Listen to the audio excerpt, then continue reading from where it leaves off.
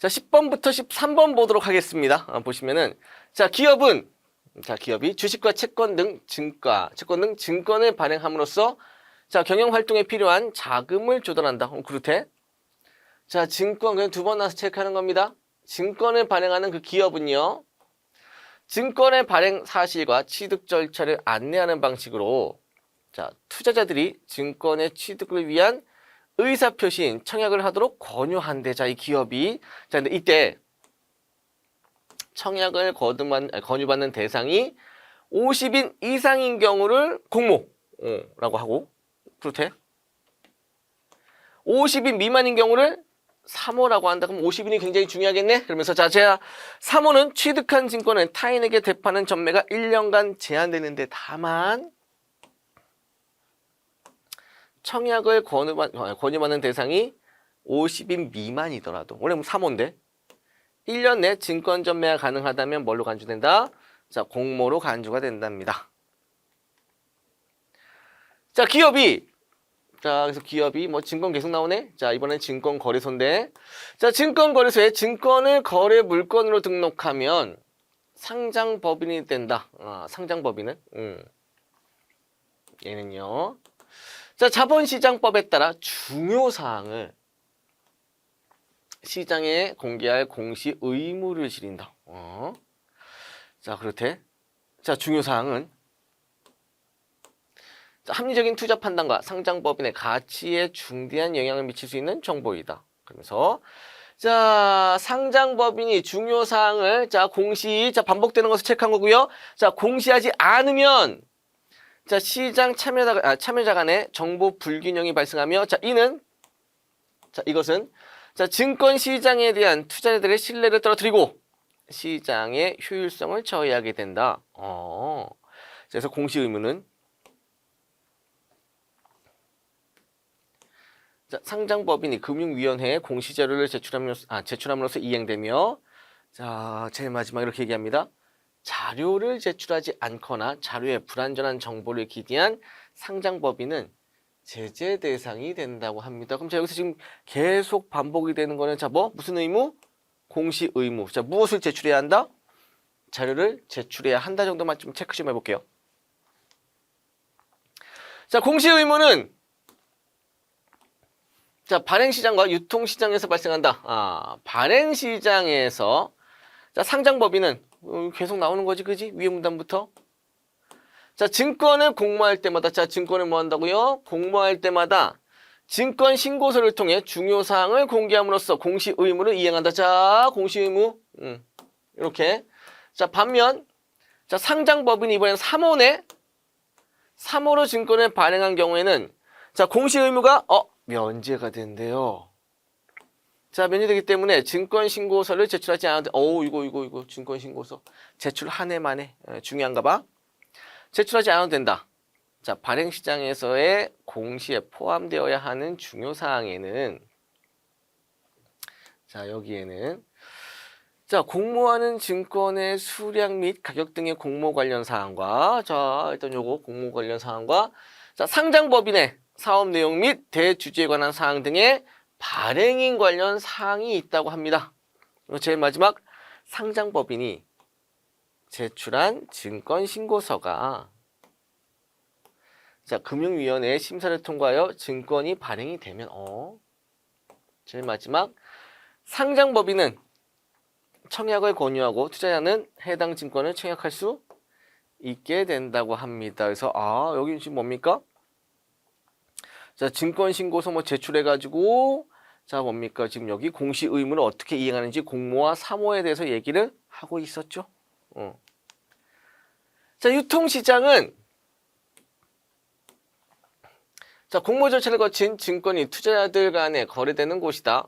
여기에서는 증권의 매매가 끊임없이 이루어지며 가격 또한 변한다. 따라서 상장법인은 자, 투자 판단에 필요한 정보를 빠르고 정확하게 제공할 공시 의무를 지니는데 자, 여기도 이렇게 자, 상장법인은요, 발행인 관련 사항 가운데 자, 아까 발행인 관련 사항이 있었습니다. 변동된 사항을 반영하여 기업의 현황을 일정 기간마다 공시하는 정기 공시를 해야 한다. 이거래. 그리고 투자자의 투자 판단에 중대한 영향을 미치는 경영 정보가 발생하는 경우에는 이를 신속하게 공시하는 자, 수시 공시를 해야 한대요. 자, 한편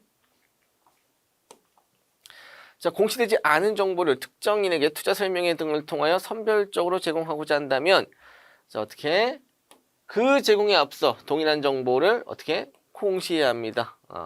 정보의 비대칭을 방지하기 위한 이러한 공시를 공정공시라고 한다네. 그럼 여기 뭡니까?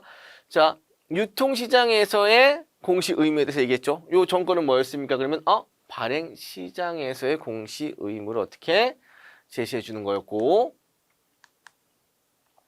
자, 자본시장법에서는 자, 공시되지 않은 정보를 거래에 이용하는 것을 규제한다. 자, 대표적인 규제로는 자, 미공개 중요 정보 이용 행위 금지가 있다. 자, 요거 중요하대. 대표적인 규제래요. 자, 미공개 중요 정보 이용 행위란 자, 중요 사항 중 공개되지 않은 것을 특정 증권 등의 매매에 이용하거나 타인에게 이용하게 하는 것을 이르는데 자, 이 규제의 대상은 상장법인의 임직원 등의 내부자와 내부자고요. 자, 내부자로부터 직접 정보를 받은 1차 정보 수령자. 이건데, 자, 단 해당 정보를 인식하더라도 그 정보가 거래에 영향을 미치지 않았다면 이는 미공개 중요 정보 이용 행위라 볼 수 없다. 볼 수가 없대요. 그다음에 이와는 별개로 제일 마지막이니까 잘 보셔야 돼요.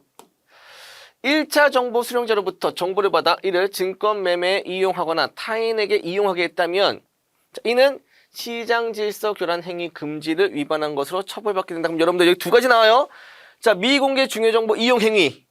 자, 내부자하고 1차 정보 수령자. 그다음에 시장 질서 교란 행위는 뭡니까? 1차 정보 수령자로부터 정보를 받아 가지고 매매 이용한 거.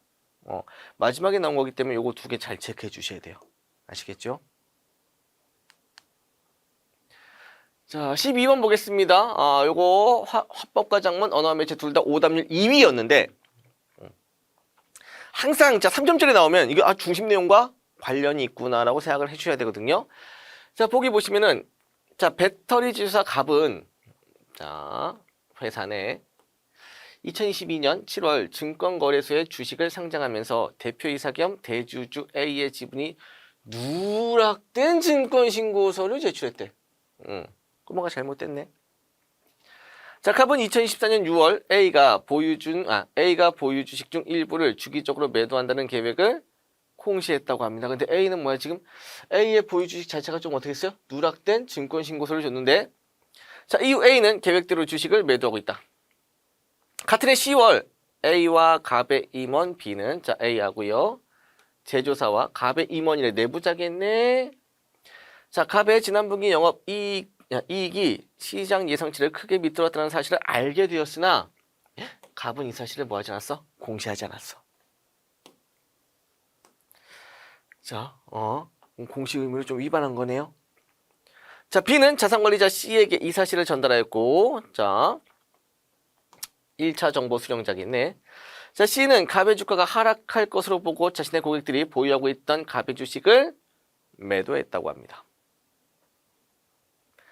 자, 보겠습니다. 갑이 증권신고서에 A의 지분을 기재하지 않은 것은 중요사항을 누락한 것이므로 그죠? 갑은 공시의무를 위반했죠? 누락했으니까. 자, A가 2014년 10월 이후에 주식을 매도하더라도 그 행위가 6월에 공시한 계획대로 행해진 것이라면 A의 주식 매매는 미공개 중요정보 이용 행위에 해당하지 않죠. 그죠? 그냥 뭐야? 6월에 공시한 계획대로야.